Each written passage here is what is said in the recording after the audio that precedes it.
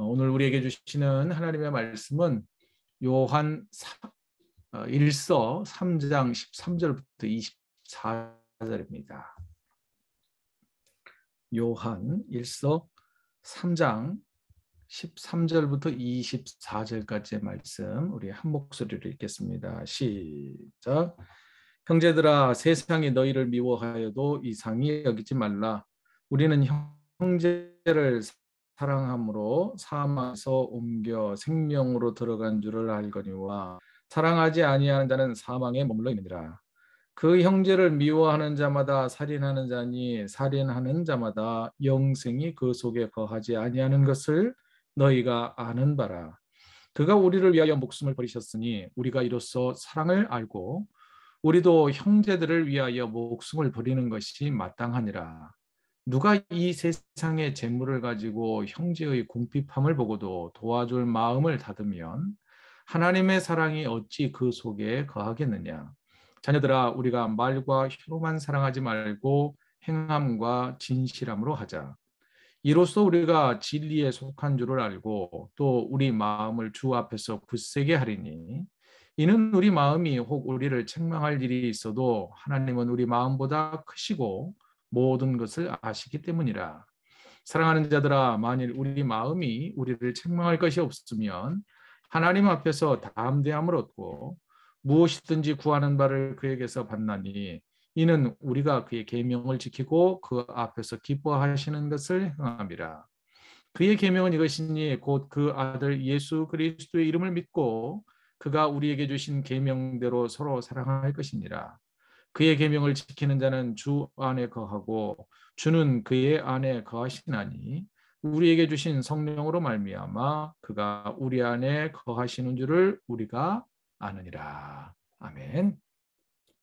오늘 말씀의 제목은요, 행함과 진실함으로 형제를 사랑합시다입니다. 교회를 향한 사도 요한의 권면이 계속 이어집니다. 사도 요한은요, 교회 공동체가 새 계명을 따라야 한다라고 강조합니다. 새 계명이 뭘까요?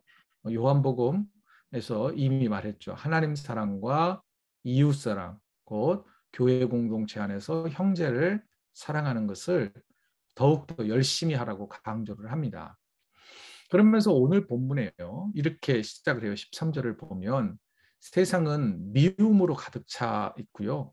세상은 그리스도인들을 미워할 것인데 너무 굳이 이상하게 여기지 말라고 이야기를 합니다.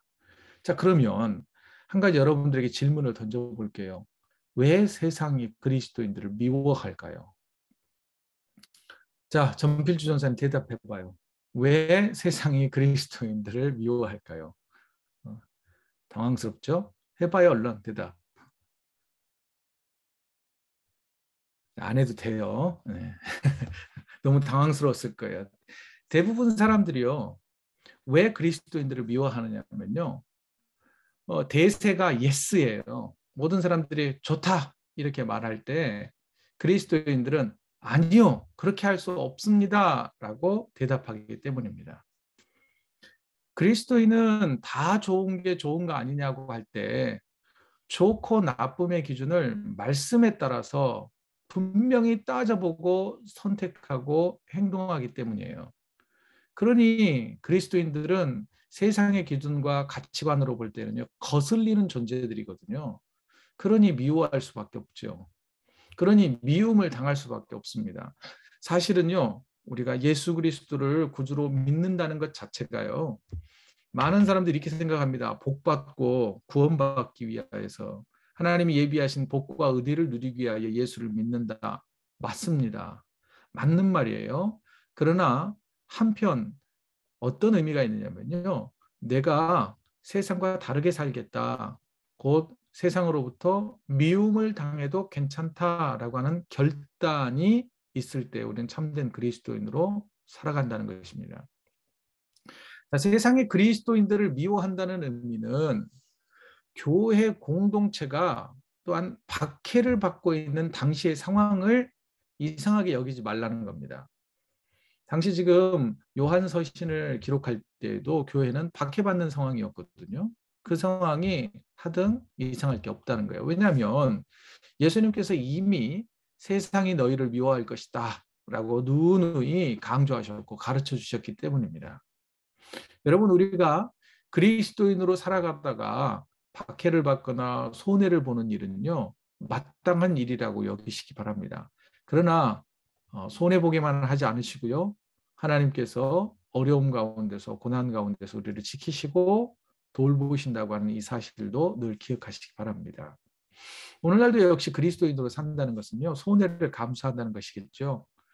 다시 한번, 그렇지만 세상에서는 하나님께서 더 큰 은혜를 우리에게 베풀어 주실 것입니다. 특별한 은혜를 복으로 주신다는 것, 그것으로 우리가 위로받기를 바랍니다.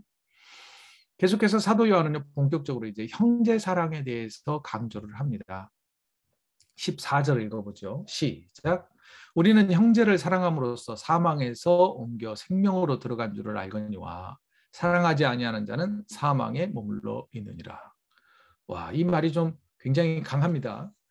만일 예수 그리스도를 구주로 믿는다 하면서도 형제를 사랑하지 않는다면 그 사람의 믿음의 고백은 온전한 고백이 아니라는 거예요. 거짓 고백일 수 있다는 거예요. 분명한 그런 고백이 있는 사람이라면 형제를 반드시 사랑하게 되어 있다는 것입니다. 저 사람의 믿음이 온전하냐 온전하지 않느냐, 그걸 어디서 알 수 있냐면 형제 사랑의 실천의 유무를 따라 따져볼 수 있다, 이렇게 이야기합니다. 반대로 오늘 본문 15절은 또 이렇게 이야기합니다.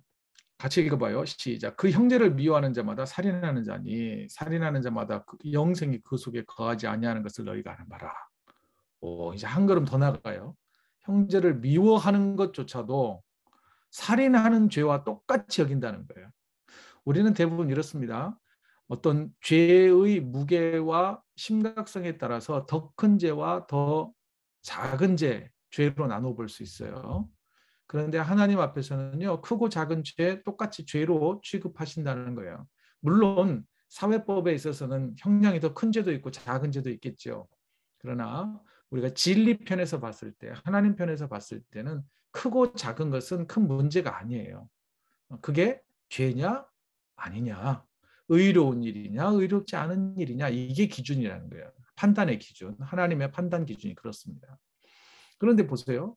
형제를 미워하는 것은 살인하는 것 같아요. 그럼 살인하는 것은 다시 말해서 구원을 얻지 못하는 심각한 죄를 짓는 것이기 때문에 구원받지 못한다는 거예요.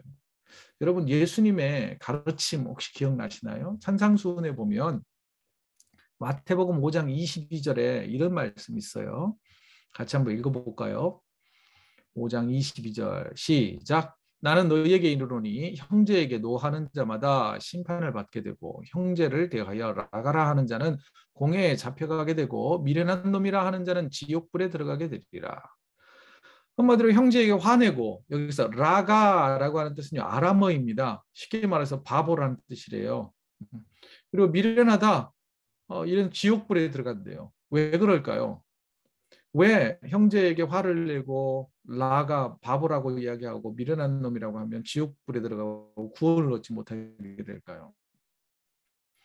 아마 여러 가지 이유가 있겠습니다만 아주 간단하게 생각하자면 바보, 미련한 사람은 하나님의 말씀을 듣고도 깨닫지 못하니 구원을 얻지 못하게 된다라고 하는 것입니다.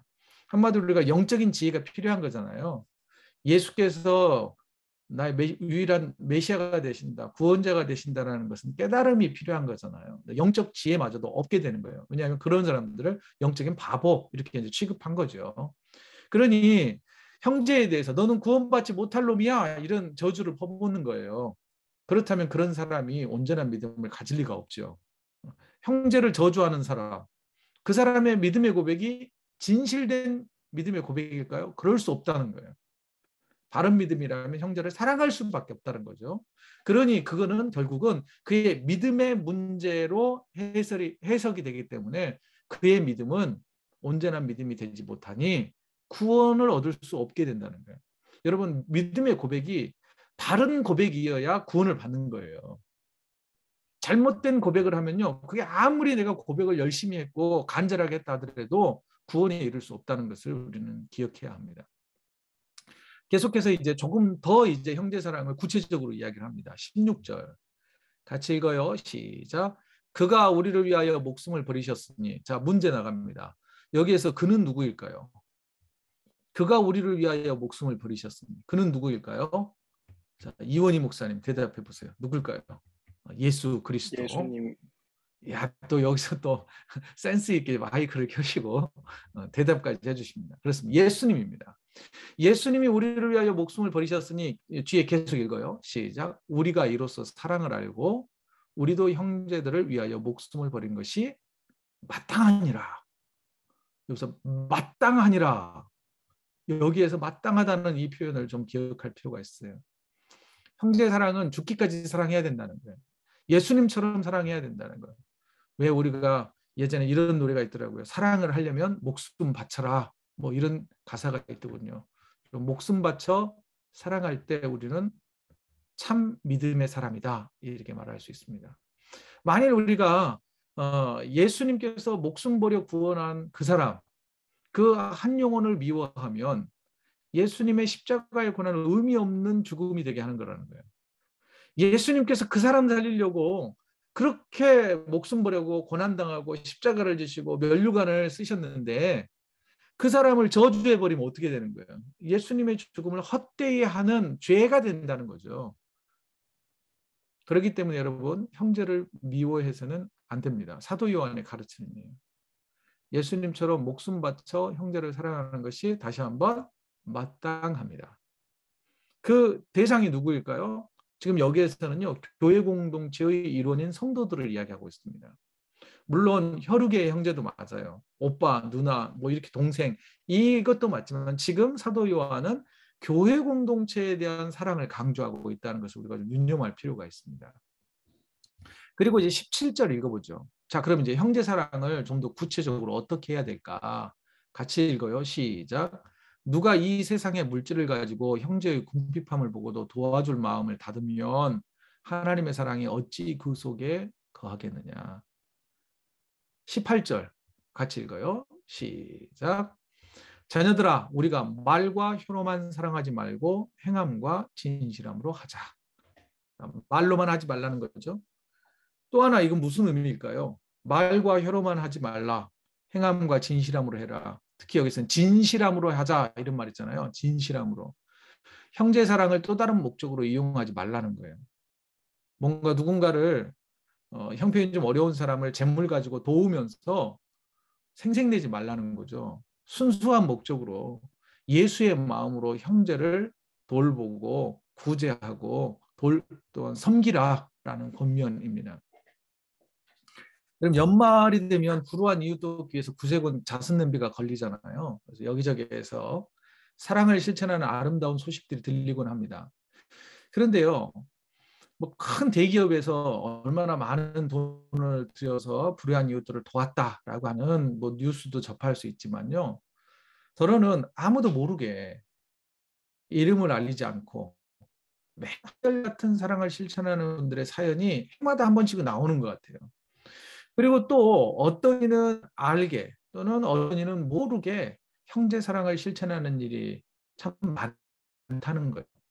또 하나는요, 물질이 많다 그래서 누군가를 잘 돕느냐? 꼭 그렇지는 않은 것 같아요. 마음이 부유한 사람이, 마음이 신실한 사람이 누군가를 직접 도울 수 있는 모습들을 많이 볼 수 있습니다.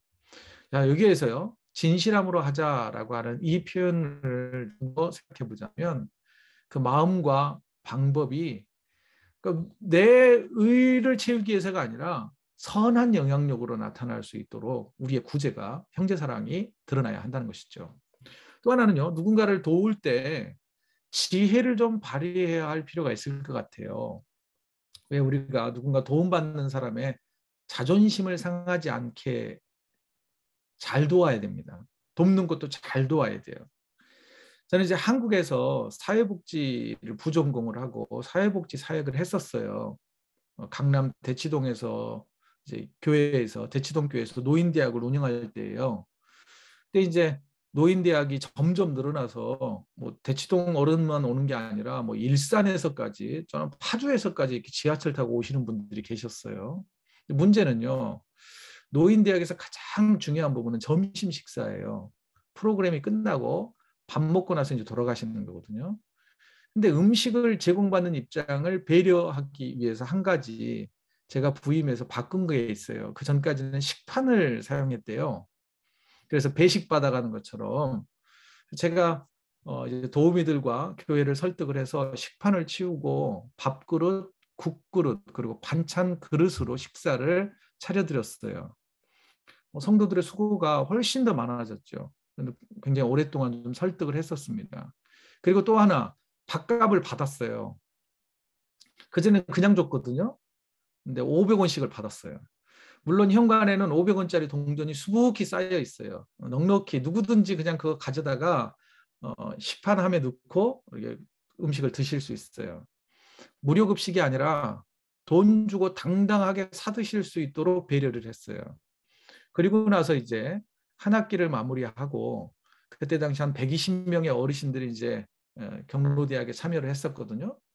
그래서 제가 이제 사회복지를 했기 때문에 설문조사를 했어요. 그래서 통계를 돌려봤어요. 뭐 우리 흔히 그러잖아요. 뭐 출구조사하면 플러스 마이너스 95% 신뢰도에 뭐 이렇게 막 나오잖아요. 그거를 통계 프로그램에 넣고 다 돌렸어요. 그랬더니 어떻게 나왔느냐면 이 만족도 조사를 한 거죠. 그랬더니 98%의 어른들이 만족스럽다. 당연히 그럴 수밖에 없죠. 밥 대접 받았으니 그렇게 나올 걸 알고 저는 이제 설문조사를 한 건데요. 숫자상으로 98%가 나왔어요. 더 이제 중요한 건 뭐냐면 지역에 있는 어른들이 안 믿는 분들도 꽤 오셨거든요. 거기에서 이제 교회에 대한 신뢰도를 물었어요. 그랬더니 역시 97%로 나왔어요. 그때 당시에 이제 돈이 많이 들어가는 프로그램이어서 경로대학을 없애자 이런 이제 주장들이 있었거든요. 장로님들한테서. 그래서 제가 이 통계를 가지고 장로님들을 설득을 했죠. 보시라고. 만족도가 98%가 나왔고 교회에 대한 신뢰도가 97%로 올라가지 않았느냐고. 처음 시작하고 마지막 끝날 때 2번 한 거예요. 2번. 그래서 비교를 해서 장로님들을 설득했던 그런 기억이 있습니다. 자, 여러분, 여기에 시작은 뭐냐면요. 식판에서 밥 드리다가 식판 치우고 밥그릇으로 바꿨을 뿐인데 교회에서 운영하는 노인대학에 대한 지역사회의 시선이 달라졌고요. 그리고 그 이후로 강남구청에서 그리고 사회복지 그 기관에서 108만 원씩의 지원금을 받아낼 수가 있었어요. 그 결과를 바탕으로 해서. 자, 이처럼 파급 효과는요. 누군가를 섬길 때 뭐 한 가지 작은 것만 변화를 주어도 큰 반영으로 나타날 수 있다는 거예요. 누군가를 도울 때도 우리에게 이처럼 지혜가 좀 필요하다는 것입니다. 어찌하다 보니 제 자랑이 되어버렸습니다만은 이런 우리가 누군가를 섬길 때에도 굉장한 지혜를 발휘할 필요가 있다라고 하는 걸 좀 더 강조하고 싶습니다. 계속해서 19절을 읽어보죠. 이로써 우리가 진리에 속한 줄을 알고 또 우리 마음을 주 앞에서 굳세게 하리니. 다시 말해서요, 형제 사랑을 실천하면요, 각각의 성도들과 교회 공동체는 주 앞에서 흔들리지 않는 굳건한 믿음의 공동체로 성장하게 된다는 거예요. 사랑의 실천은 스스로 내가 그리스도 안에 속한 사람이라고 하는 것을 내 자신 스스로도 내적으로도 확신을 갖게 한다는 거예요. 그리고 21절부터 24절까지를 이제 좀 요약해서 말씀을 드리자면요. 형제를 서로 사랑하라는 계명을 온전히 행하면 책망할 것이 없고 하나님께 그런 형제 사랑을 구하는 자들의 기도는 하나님께서 기쁘게 응답해 주신다는 거예요. 또한 내가 형제 사랑을 잘 실천하면 서로 사랑하는 계명을 지키는 자는 주 안에 내가 거하는 것을 알고 주님이 내 안에 거하시고 성령께서 우리 안에 거하게 된다는 것을 안다는 거예요. 그것만 있을까요? 아니요. 우리 자신뿐만 아니라 내 삶을 바라보는 이웃들도 모두 다 우리가 지금 예수 안에서 하나된 공동체를 이루어가는구나라고 하는 것을 알게 된다는 것입니다. 자, 사도 요한은요, 성도들에게 형제 사랑을 실천하는 일에 있어서 이렇게 강조합니다. 말과 혀로만 사랑하지 말고 행함과 진실함으로 하자라고 권면을 했어요. 저는 이 권면을 구체적인 행동으로 사랑을 실천하기에 앞서서 구체적인 행동 굉장히 중요해요. 그런데 참 아쉽게도요. 오늘날 교회 공동체 안에서는요. 말과 혀로도 사랑을 못해요. 그러면 말로 사랑도 못한다니까요.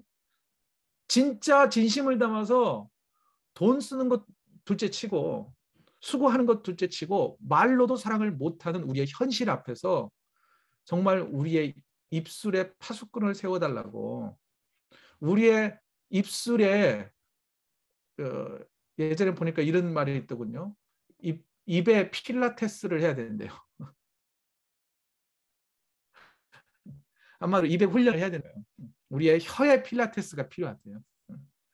여러분 우리의 이 작은 언어 사용이요. 교회 공동체로 얼마나 위기에 처하게 하는 나의 입술의 모든 말, 나의 마음의 묵상이 주께 연락되기를, 드려지기를, 아름다운 예배가 되기를 원합니다. 이런 찬양을 했어요. 여러분, 우리 삶에서요, 또한 우리의 언어 속에서 시기하고 질투하고 평가하고 불평하고 불만하고 험담하는 이런 말들이 얼마나 많이 나온지 몰라요.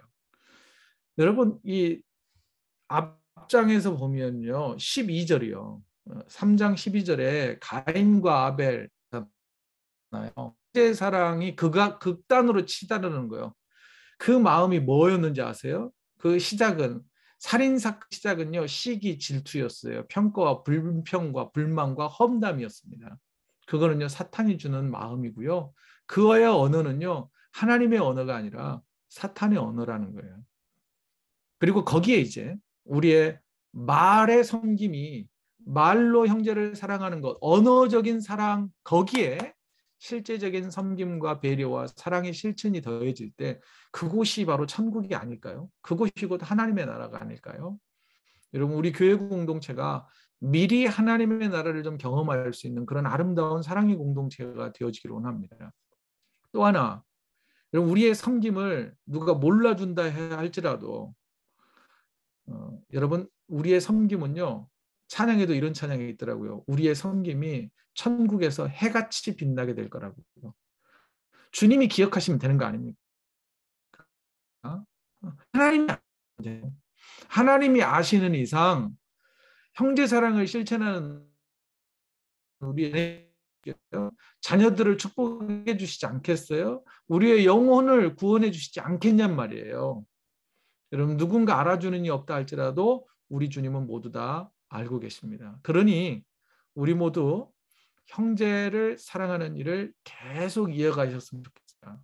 우리 함께 지금 예배드리는 김정민 집사님, 도유경 집사님 그리고 박재인 권사님 너무나도 이 형제 사랑을 잘 실천하는 것 알고 있습니다. 하나님께서 우리 권사님과 두 분 집사님 가정을 복 주실 거예요. 그리고 좀 더 사랑이 좀 더 넓어지고 깊어지기를 전 또한 소망하며 기도하겠습니다. 그래서 하나님이 기뻐하시는 성도의 삶, 그리고 하나님이 보실 때 기뻐하시는 그런 아름다운 교회 공동체가 저와 여러분이 섬기는 나무 십자가 교회가 되기를 주의 이름으로 축복합니다.